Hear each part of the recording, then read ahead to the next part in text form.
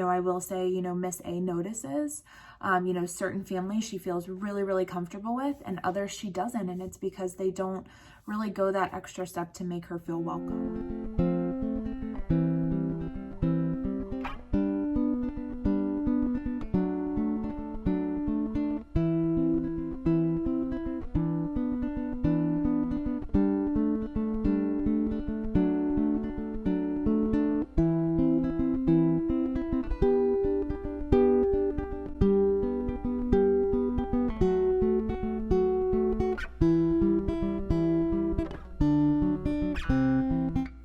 Talk to you guys about the different levels of care you can give to kids who are in foster care. So the first level is as an alternative care provider. If you go to the county or the agency that the child is placed with and you get background checked and fingerprinted and those come back clear, you are able to be considered an alternative care provider. What that means is that you can be alone with the child, but not overnight. So this is kind of like a babysitting type level of care. The second level is going to be a respite care provider. And in the state of Ohio, and this may differ depending on where you are, a respite care provider still gets background checked and fingerprinted, but they also have to go through certain trainings in order to prepare them for a longer stay. So this is going to be an overnight, a weekend trip, maybe even, a full week. And then the third level is going to be a foster family. So that is what John and I are. We're foster parents, and we, again, get background checked, fingerprinted. We go through certain training, but then we go through even more. We then also have to go through a home study application process, and it's, obviously the full-blown situation. And because of that, kids who are in foster care are able to stay with us for an extended length of time. And I want to talk about this today because this has come up for us recently. So we have been a licensed foster family for 1.5 years, and it took us about 1 year to get licensed. So this process is not new for us and for our family. We've been talking about it for a while. And I remember when we started going through the training, which was the first step for us, we were being told that it's really important. We strongly encourage, if you are becoming a foster family, to get someone in your family to, become an alternative care provider, to become a respite provider, because if in fact you do have to, go out of town or have an overnight and the kid who has been placed with you can't come with you, they would be able to stay in a somewhat familiar place. So what you're trying to do is really just minimize the amount of displacement that the kid is going to feel. And so if this child has been with you for a while, they've, been around your family, it's going to be less traumatic for them to really just, stay with a member of your family because it's someone who's familiar. The alternative is that if you don't have family who has, become respite care provider or an alternative care provider, they have to go to another stranger's place to either be babysat or have an overnight or a few days. This is just not ideal because they have to go through that feeling of displacement, that trauma of being in an unknown place, and that's not going to be the best for the kid. Even John and I, we consider ourselves, a good foster family. And, if a child was to stay with us for respite, it would still be traumatic for them because they have to learn about us and, if something's going to upset us or different rules or, just being in an unfamiliar place. So they started to encourage people, who were getting licensed as a foster family, like,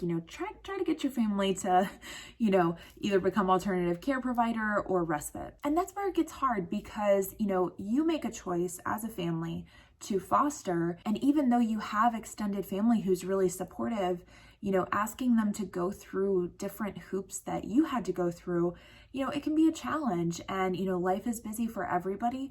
And so for us, what we experienced is, it just got to a point where, we would keep asking our family, hey, are you going to do this? Are you going to do that?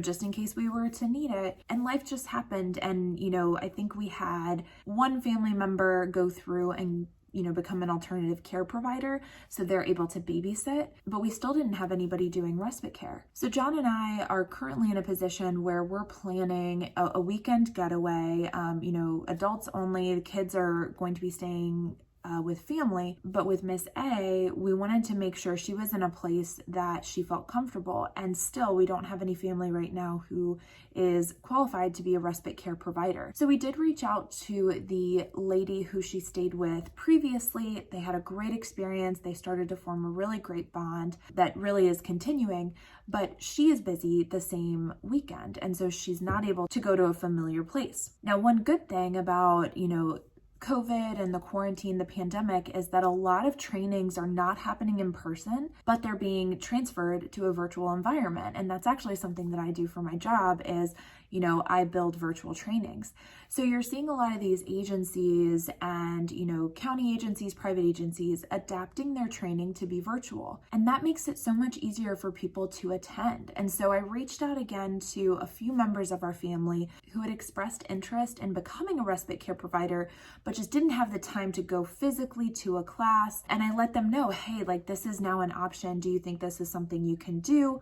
Also, in a couple of months, John and I are going to need to go on a trip, and we don't want Miss A to have to go to a stranger's home.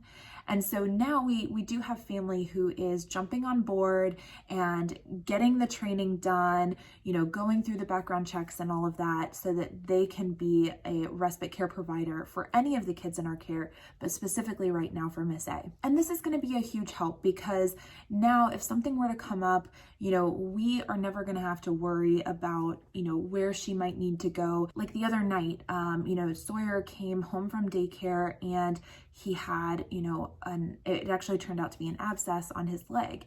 And, we were kind of panicking, parents sometimes do. And, we had to rush him to the doctor. And in that situation, I just, took him to the doctor to get checked out.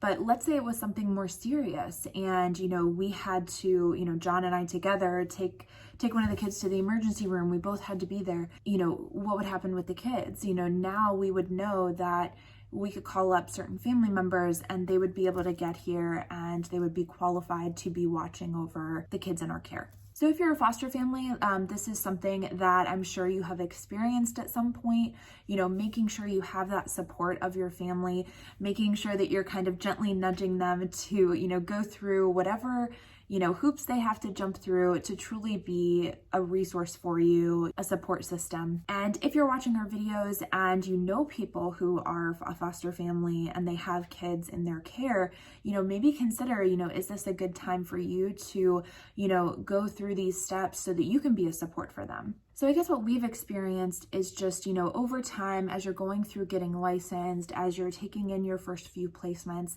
you do have family who is, very, very supportive. They treat the kids as you do, like they're part of your family. They treat them with, kindness and caring and love.